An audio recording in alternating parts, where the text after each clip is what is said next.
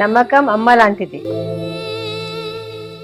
మా మీద మీ నమ్మకం మిమ్మల్ని తప్పకుండా అమ్మని చేస్తుంది.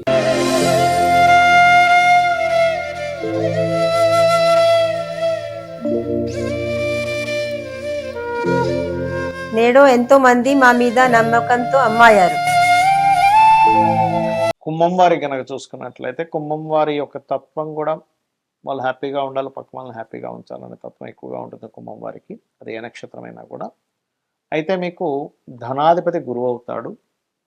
మరి మీ గురువు ఎటువంటి ధనయోగాలను ఇస్తున్నాడు, ఆ ధనయోగాలు మరింత ఇంప్రూవ్ చేసుకోవాలంటే ఏం చేసుకోవాలి, ఏ దేవత ఆరాధన చేయాలి అనేటువంటి అంశాలు చెప్తుంది. నేనైనప్పటికీ చెప్పిస్తుంది సాక్షాత్ లలిత అమ్మవారిగా భావిస్తూ, మరియు ఆ అమ్మవారి యొక్క అనుగ్రహం మీకు పరిపూర్ణంగా కలగాలని మనస్ఫూర్తిగా కోరుకుంటూ, ప్రధానంగా ఇక్కడ మీకు ఎప్పుడైతే గురువు ధనాధిపతి అయ్యాడో కుంభం వారికి టీచింగ్స్, ట్రైనింగ్స్, కన్సల్టెన్సీ సెంటర్స్ వీటి మూలంగా బేసిక్ లెవెల్లో మీకు కనెక్టివిటీ ఉంటుంది.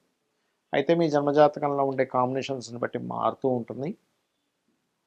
అయితే మీకు ఎప్పుడు కూడా ఏంటంటే గైడింగ్, టీచింగ్, ట్రైనింగ్, కన్సల్టెన్సీస్ వీటి మూలంగానే, వీటికి సంబంధించిన వ్యాపారాల మూలంగానే ధనయోగం కూడా పెరుగుతుంది. గుర్తుపెట్టుకుని బ్యాంకింగ్ సెక్టార్స్ వీటి వల్ల. అయితే ఇందులో మరలా మీకు గవర్నమెంట్ జాబ్స్ వస్తాయా, గవర్నమెంట్ జాబ్స్ మూలంగా మీకు ఏమైనా బ్యాంకింగ్ రిలేటెడ్గా ఫైనాన్షియల్ గ్రోత్ ఉంటుందా అని చెప్పి చూసుకోవాలంటే మీకు సన్ కూడా బాగుండాలి. గుర్తుపెట్టుకోండి కుంభం వారికి. సన్ ఎంత స్ట్రాంగ్గా ఉంటే, సన్ అయిన మూన్లో ఇద్దరులో ఒకరు స్ట్రాంగ్గా ఉన్నా మీరు బ్యాంకింగ్ సెక్టార్స్కి, బ్యాంక్స్ జాబ్స్కి మీరు ట్రై చేసుకోవచ్చు. గుర్తుపెట్టుకోండి. అయితే నవగ్రహాల్లో పర్టికులర్గా మీరు గురువు, రవి, అదేవిధంగా కుజుడు, ఈ 3 గ్రహాల దగ్గర మీరు ఎంత దీపారాధన చేసి, నెయ్యి, ఆవు నెయ్యితో కానీ, ఏదైనా నెయ్యి, స్వచ్ఛమైన నెయ్యి అంటే దొరకడం కష్టం కాబట్టి వీలైనంత మటుకు స్వచ్ఛమైన నెయ్యితోనే మీరు, లేదా వెన్నతో కూడా పెట్టచ్చు దీపం అనేటువంటిది. పెట్టినట్లయితే ఖచ్చితంగా మీకు ఫైనాన్షియల్ గ్రోత్ అనేటువంటి పెరిగి తీరుతుంది. అందులో ఎటువంటి సందేహం లేదు. అయితే ఇక్కడ ఏ రోజుల్లో చేయాలి అంటే ఆదివారము, గురువారము, మంగళవారము ప్రధానంగా మీరు దీపారాధన చేయాలి. అదేవిధంగా మరొక విషయం ఏంటంటే ఇక్కడ ఈ కుంభం వారికి పర్టికులర్గా బుధవారం కూడా చేస్తే చాలా మంచిది చెప్పాలంటే. ఇక మీరు ఓం ధర్మాధ్యక్ష, ధనాధ్యక్ష, ధనధాన్య వివర్ధిని నమః చేస్తూ ఉండండి. 2వ స్థానంలో అంటే మీది కుంభలగ్నం, వారు కుంభరాశి కాబట్టి మీనంలో ఇప్పుడు ప్రజెంట్ కూడా శని భగవానుడు ఉన్నాడు కాబట్టి ఎక్కువగా కాలభైరవ అష్టకం చేస్తూ ఉండండి. కాస్త గోవులకి బెల్లం తినిపిస్తూ ఉండండి. దానివల్ల ఏమవుతుందంటే మీకు నడుస్తున్నటువంటి ఏలినాడ్స్ అనే ప్రభావం కూడా పూర్తిగా తగ్గుతుంది. అయితే ఇక్కడ ధనయోగం లేనటువంటి జాతకం ఉండదండి, ఎప్పుడైనా గుర్తుపెట్టుకోండి. ధనయోగం ఏ రేంజ్లో ఉంది, ఏ రూట్లో ఉంది, అంటే ఏ మార్గంలో ఉంది. అది ఎలాగంటే కొంతమంది చూడండి, హీరోలు, యాక్టర్స్ అవుతూ ఉంటారు, మోడల్స్ అవుతూ ఉంటారు. అప్పుడు వాళ్ళకి ధనయోగం లగ్నంతో సంబంధం ఉంటుంది. మీకు ఎప్పుడైనా ధనయోగం గనక లగ్నంతో సంబంధం కలిగింది, ఇందాక నేను చెప్పినటువంటి మీ రాశికి, మీ లగ్నానికి ఏదైతే కాంబినేషన్ చెప్పానో అది లగ్నానికి సంబంధం వచ్చింది అనుకోండి, మీరు ఒక మోడల్ గానో, లేకపోతే మీరు ఒక యాక్టర్ గానో, ఇప్పుడు అంటే మిమ్మల్ని చూస్తే ధనం వస్తుంది అన్నట్టుగా. ఇప్పుడు యాక్టర్స్, మోడల్స్ వీళ్ళంతా అదే కదా, అట్లా అన్నమాట. అలా కాదండి, కుటుంబ సభ్యులతో ఉంటే కొంతమందికి బాగా కుటుంబ సభ్యుల సపోర్ట్తో ధనయోగం వస్తుంది, కొంతమంది కుటుంబ సభ్యులతో దూరంగా ఉంటే ధనయోగం వస్తుంది. అది ఎలాగా అంటే ధనకారకుడు మెయిన్గా సెకండ్ హౌస్లో ఎక్కువ కనెక్టివిటీ ఉంటాడు. అలాగే సెకండ్ హౌస్లో ధనాధిపతి కనుక ఉన్నట్లయితే పర్టికులర్గా వాళ్ళు వృత్తి అంటే ఏదైతే వాళ్ళు జాబ్ చేస్తారో ఆ జాబ్ మూలంగా వస్తుంది, కానీ వ్యాపారం మూలంగా రాదు అక్కడ. ఇది ప్రధానంగా గుర్తుపెట్టుకోవాలి. అంటే మీ యొక్క జన్మజాతకంలో వ్యాపార మూలం కూడా వస్తుంది, రాదని చెప్పట్లేదు. కాబట్టి బుధుడు స్ట్రాంగ్గా ఉండాలి. మెర్కురీ స్ట్రాంగ్గా ఉంటేనేమో వ్యాపారంలోకి వెళ్ళాలి. ఓకే, మెర్కురీ స్ట్రాంగ్గా లేకపోతే ఒకవేళ వ్యాపారంలోకి వెళ్ళినా సర్వీస్ ఓరియంటెడ్ రిలేటెడ్ సంబంధించిన వ్యాపారాలు చేస్తే మంచిది, గుర్తుపెట్టుకోండి. బట్ సెకండ్ లార్డ్ సెకండ్ హౌస్లో ఉంటే కనుక వ్యాపార యోగాలు కూడా ఇస్తాడు, కానీ బుధుడిని చూసుకోవాలని చెప్తున్నాను నేను మీకు. ఇక అదే మీడియేటింగ్ ద్వారా డబ్బులు వస్తాయి చూడండి. కొంతమందికి రియల్ ఎస్టేట్లో ఎవరిదో ప్లాట్ ఉంటుంది, ఇంకొరెవరో కొనుక్కుంటుంటారు. మీడియేటింగ్గా మీరు వాళ్ళిద్దరికీ ఒక సర్వీస్ ఇస్తారు.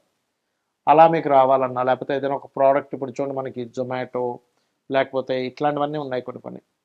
అవి ప్రోడక్ట్ వాళ్ళది కాదు, ప్రోడక్ట్ ఒకళ్ళు అమ్ముతారు, ఇంకొకరు ఇంకొకరికి అవసరం ఉంటుంది, వీళ్ళ మధ్యలో ఉండి వాళ్ళు ఒక యాప్ క్రియేట్ చేసి చేస్తుంటారు. అలాంటప్పుడు ఏంటంటే థర్డ్ లార్డ్ ఇస్తున్నాడని అర్థం చేసుకోవాలి. అంటే థర్డ్ హౌస్ కనుక మీకు ధనయోగంలో కనెక్ట్ అయితే అప్పుడు మీరు ఓకే నేను ఆన్లైన్లో మీడియేటింగ్గా ఏదైనా చేయాలి, అంతేగాని అలా ఆన్లైన్ అన్నాను కదా అని వెళ్ళిపోయి మీరు ఆన్లైన్లో ఈ పేకాటలు ఇవి ఆడటం కాదు.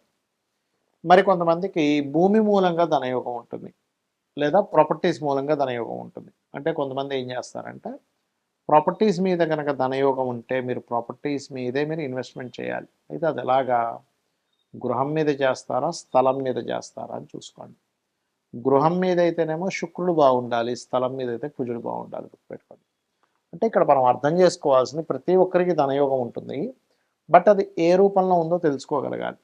అది తెలుసుకోకుండా టైము అంతా వేస్ట్ అయిపోయి కొన్ని సంవత్సరాల తర్వాత అప్పుడు తెలిసి అప్పుడు సక్సెస్లోకి వస్తుంటారు. ఇక అలాగే ఈ 4th హౌస్ కనుక కనెక్టివిటీస్ వస్తే అందులో శుక్రుడు కానీ చంద్రుడు కానీ ఇన్వాల్వ్ అయితే ఈ క్యాప్స్ లేకపోతే ఈ ఫుడ్ రిలేటెడ్ సంబంధించినవి, సెకండ్ హౌస్ కూడా ఫుడ్ చంద్రుడు వచ్చినా ఫుడ్ రిలేటెడ్ చేసుకోవచ్చు, 7th హౌస్కి వచ్చినా కూడా. ఇక 5th హౌస్కి ధనయోగం కనెక్ట్ అయిందనుకోండి, ఉదాహరణకి క్రియేటివిటీ, సినిమా ఫీల్డ్లో వాళ్ళు, ఫ్యాషన్ డిజైనింగ్స్, ఇవాళ ఏదైతే క్రియేటివ్తో సంబంధం ఉంటుందో, అందంతో సంబంధం ఉంటుందో, మగ్గం వర్క్ కూడా తీసుకోవచ్చు అక్కడ. అలా 6th హౌస్ కనుక కనెక్ట్ 5th హౌస్ కనెక్టివిటీ వస్తే ఇంకోటి కూడా ఏంటంటే మెడికల్ కూడా అండి. అంటే మీకు కనుక ధనయోగం పంచమ స్థానంతో సంబంధం కలిగి ఉంటే మీరు ఆరోగ్య సంబంధించిన వాటిలోకి వెళ్ళడం ద్వారా, అందులో పర్టికులర్గా రవి సంబంధం వస్తే కనుక ఆరోగ్యం ద్వారానే మీకు డబ్బులు వస్తాయి. అంటే మీరు ఆరోగ్యంగా ఉండడం వల్ల కాదు మెడికల్ షాపులు, హాస్పిటల్స్, జిమ్స్ ఇట్లా తీసుకోవాలి.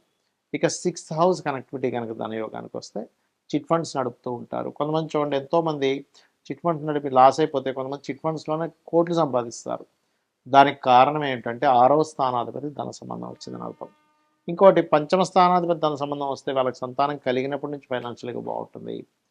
6వ స్థానాధిపతి ధన సంబంధం వస్తేనేమో వాళ్ళు అప్పు తీసుకొని కోటీశ్వర్లే మళ్ళీ అప్పులు కూడా తీర్చేయగలుగుతారు. అదే అప్పు స్థానం కారకుడు పాడైతే కనుక అప్పులు పాలవుతారు ఎక్కువగా, అది గుర్తుపెట్టుకోండి. అలాగే 7వ స్థానం ధన సంబంధం వస్తే ఇక్కడ ఏంటంటే సోషల్ మీడియాస్ ద్వారా లేకపోతే జీవిత భాగస్వామి వాళ్ళ లైఫ్లోకి ఎంటర్ అయినప్పటి నుంచి వాళ్ళకి ఫైనాన్షియల్ గ్రోత్ చాలా బాగుంటుంది, గుర్తుపెట్టుకోండి. అలాగే మరొక విషయం ఏంటంటే ఇక్కడ మీరు అష్టమ స్థానం ధనయోగం వస్తుంటుంది ఒక్కోసారి. అది ఎట్లాగండి అంటే అన్స్ట్రస్ ప్రాపర్టీస్, అంటే తాతగారు ఆస్తి మూలంగా దాన్ని డెవలప్ చేసుకోవడం ద్వారా, లేకపోతే రీసెర్చెస్ మూలంగా, ఏదైనా పిహెచ్డీ చేయడం ద్వారా. కొంతమంది అడుగుతుంటారు ఏమంటే నేను పిహెచ్డీ చేస్తే నాకు ఉపయోగం ఉంటుందా అని అడుగుతూ ఉంటారు. అలా ఏంటంటే వాళ్ళకి ధనయోగం కనుక అష్టమ స్థానం రీసెర్చ్తో సంబంధం ఉంటే పిహెచ్డీ చేయడం ద్వారా వాళ్ళు ఇంకా గ్రో అవుతారు ఫైనాన్షియల్గా. ఇక 9వ స్థానానికి కనుక ధనయోగం సంబంధం ఉంటే వాళ్ళు స్కూల్స్, కాలేజెస్, టీచింగ్ లైన్స్లోకి వెళ్ళడం మంచిది. దశమానికి కనుక ధనయోగం వస్తే జాబ్సే, ఇంకా అందులో డౌట్ లేదు. లాభానికి కనుక ధనయోగం వస్తే అది ఏ గ్రహం ద్వారా వచ్చిందో తెలుసుకోగలగాల, ఆ రకంగా వ్యాపారాలు చేసుకోవచ్చు. వ్యయస్థానానికి ధనయోగం వస్తే ఉన్న వ్యక్తి ఉన్న ప్లేస్లో కాకుండా ఇతర ప్రదేశాలకు వెళ్ళడం ద్వారా విదేశాల మూలంగా ధనయోగం ఏర్పడుతుంది, ఇది గుర్తుపెట్టుకోండి. ఇక ఈ ధనయోగం ఫస్ట్ అసలు ఏ ఇయర్లో ఉందో చెక్ చేసుకోవాలి. అంటే ఎలాగా, మహాదశలు అంతర్దశలు ఏ సంవత్సరం నుంచి ఏ సంవత్సరం లోపల మీకు కనెక్ట్ అవుతున్నాయి. ఎర్లీ ఏజ్లో ఉందా, కొంచెం మిడిల్ ఏజ్లో ఉందా, లేట్ ఏజ్లో ఉందా ధనయోగం అనేటువంటిది, పాపకత్తెరలో ఉందా, శుభకత్తెరలో ఉందా, దానికి మహాదశ అంతర్దశలతో పాటు గోచారం ఎంతవరకు సపోర్ట్ చేస్తుంది, ఇవి ప్రధానంగా తెలుసుకోవాలి. ఇవి తెలుసుకోకుండా అయ్యో నాకు రావట్లేదని, లేదా అతనికి అసలు ఏ వ్యాపారం ఏ రూట్లో ఉందో తెలియక ఇబ్బంది పడుతుంటారు. కాబట్టి ఇది పాపకత్తెరలో ఉంటే పాపగ్రహాలకు దానం ఇస్తూ ఉండాలి. ఓం సంపత్కరీ సమారూఢ సింధుర వ్రజ సేవితాయ నమః, ఓం ధర్మాధ్యక్ష ధనాధ్యక్ష ధనధాన్య వివర్ధనీయ నమః చేసుకుంటే అన్ని విధాలా బాగుంటుంది.